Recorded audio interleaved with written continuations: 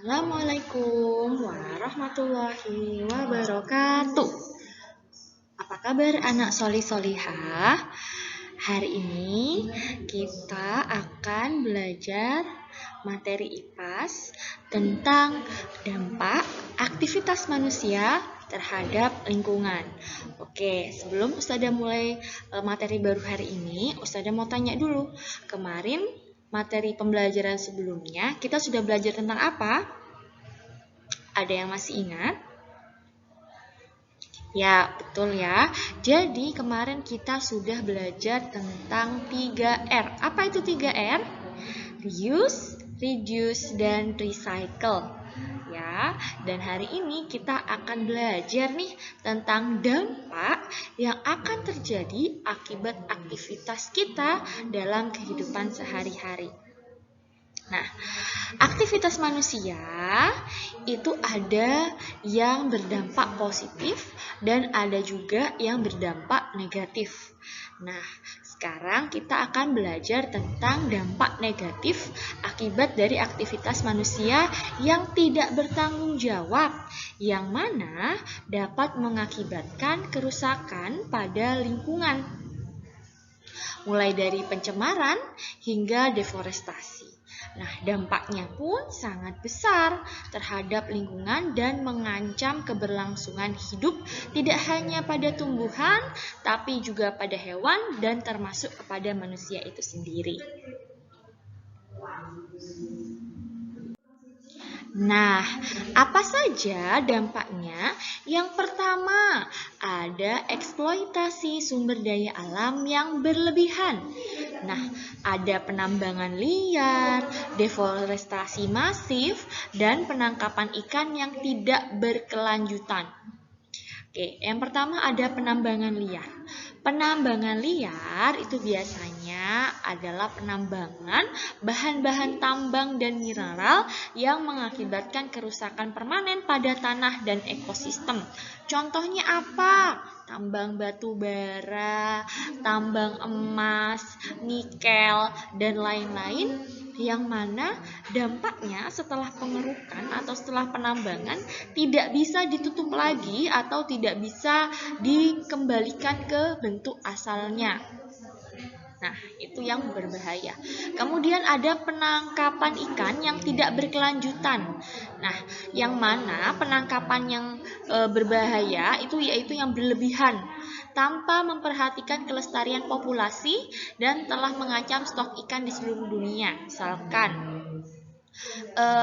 penangkapan ikan secara massal atau besar-besaran dan tidak memperhatikan bagaimana populasinya. Jadi tidak ada jeda atau tidak ada yang namanya apa ya istilahnya, yaitu tidak diberi waktu sehingga ikan itu dapat kembali meningkatkan populasinya. Jadi dilakukan secara terus-menerus. Nah, itu yang berbahaya. Kemudian ada deforestasi masif, yaitu pembukaan hutan secara besar-besaran untuk lahan pertanian dan industri, yang mana itu menghancurkan habitat makhluk hidup. Biasanya pembukaan lahan besar ini untuk misalkan ada hutan nih, hutan tropis. Nah, kemudian lahannya itu mau dibuat untuk pertanian kelapa sawit misal, usaha kelapa sawit. Nah, ini awalnya hutan tropis tersebut sebagai tempat atau rumah bagi satwa.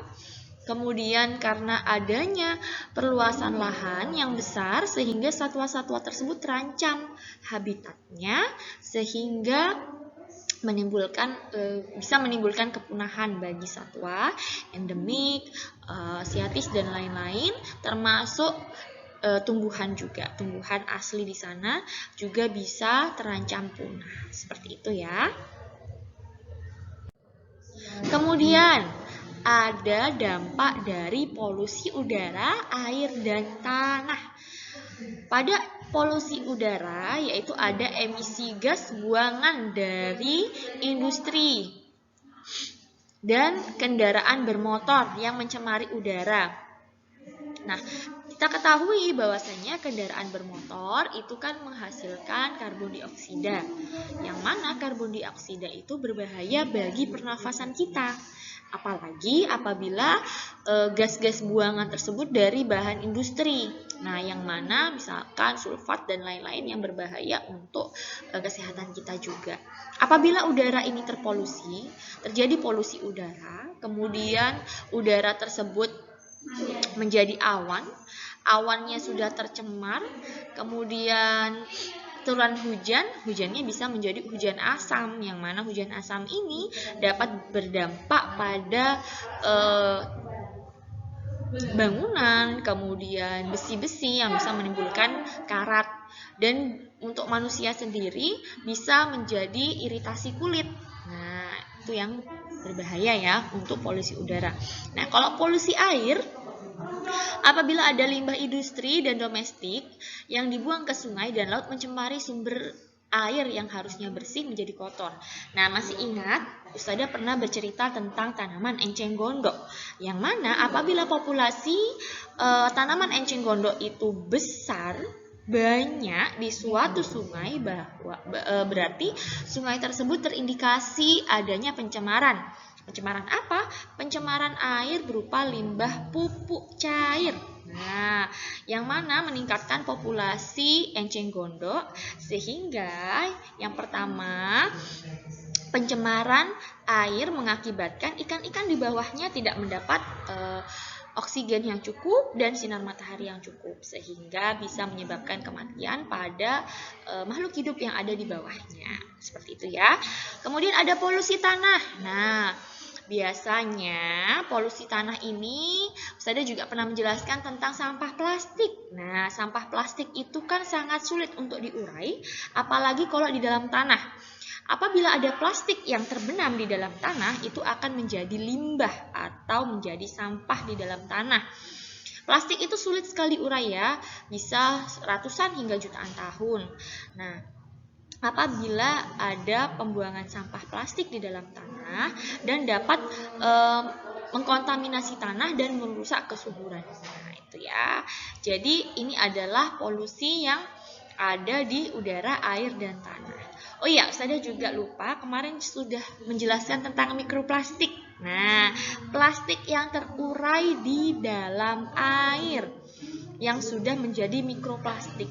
Apabila sudah menjadi mikroplastik, maka plastik yang ada di dalam air ini tersebut akan dikonsumsi oleh ikan kecil dikonsumsi ikan besar dikonsumsi oleh manusia, sehingga manusia pun ikut memakan mikroplastik tersebut yang berbahaya bagi kesehatan tubuh ya.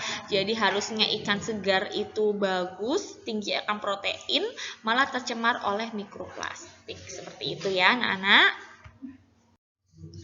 Oke, selanjutnya ada deforestasi dan hilangnya keanekaragaman hayati. Apa saja? Yang pertama ada penebangan hutan, kedua fragmentasi habitat, dan ketiga penurunan keanekaragaman. Nah, ini adalah akibat dari pencemaran tersebut. Nah, pembukaan lahan pertanian, pemukiman, dan industri menghancurkan habitat alami makhluk hidup. Nah, kalau penebangan hutan pasti ya, dampaknya itu menghancurkan habitat alami satwa maupun flora yang ada di hutan tersebut. Kemudian fragmentasi habitat. Apabila pada daerah misalkan daerah Papua atau daerah di Jawa Tengah atau dimanapun yang mana ada pembangunan jalan seperti jalan tol, yang mana itu harus membuka lahan hutan dan memecah-mecah habitat hewan dan tumbuhan. Nah, ini juga berdampak bagi alam ya. Kemudian ada penurunan keanekaragaman, ya pasti ya, apabila hutannya sudah terganggu, kemudian flora faunanya juga sudah ada yang mati atau berpindah, nah itu juga akan mengalami penurunan. Nah, apabila populasinya menurun, satwa dan floranya, maka maka lama-kelamaan akan menjadi punah. Seperti itu ya. Nah, kemudian akibat dari perubahan iklim dan pemanasan global. Nah, kenaikan suhu bumi, dampak pada ekosistem dan pergeseran pola cuaca. Nah, kenaikan suhu bumi ini akibat dari emisi gas rumah kaca. Ya, emisi gas rumah kaca itu apa? Emisi gas rumah kaca itu apabila lapisan ozon di bumi ini sudah mulai menipis atau bahkan sudah bolong, sehingga ozon yang seharusnya dapat meneruskan cahaya dari cahaya matahari yang dipantulkan ke bumi akan dipantulkan kembali ke atas gitu ya. Tapi apabila lapisan ozonnya bolong atau tipis, maka dan tertutup oleh gas-gas atau polusi seperti CO2, SO2. Nah, itu akan menahan cahaya matahari tetap di dalam atmosfer sehingga buminya menjadi panas. Nah, seperti itu ya. Kemudian pergeseran pola cuaca. Nah, perubahan iklim menyebabkan cuaca ekstrim seperti badai, kemarau, dan banjir yang sering terjadi. Nah, ini juga selain cuaca, kalau banjir ini juga disebabkan oleh aktivitas manusia ya, seperti pembuangan sampah yang tidak pada tempatnya dan lain sebagainya, irigasi, dan juga daerah serapan yang mulai tidak ada. Kemudian dampak pada ekosistem. Perubahan iklim merusak ekosistem dan habitatnya tentu. Karena apabila iklimnya berubah, maka hewan-hewan, tumbuhan juga akan merasakan dampaknya sehingga mengancam keberlangsungan hidup pada makhluk hewan atau tumbuhan tersebut. Nah, Ustadzah, lalu bagaimana? Apa yang harus kita lakukan untuk menjaga atau melestarikan gitu ya ekosistem yang ada? Yang pertama adalah kita bisa mulai dari diri sendiri.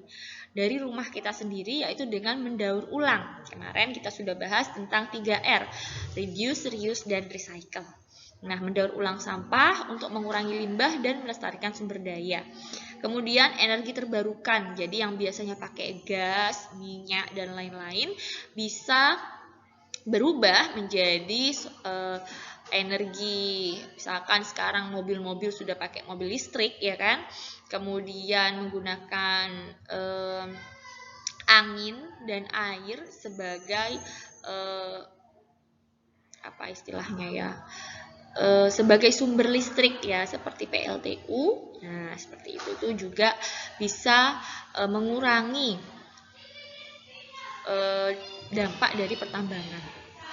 Kemudian ada konservasi hutan, yaitu dapat melindungi hutan dan menciptakan program reboisasi untuk menjaga keberagaman hayati. Jadi konservasi hutan ini biasanya dilakukan oleh organisasi tertentu yang bisa mengakses ke sana.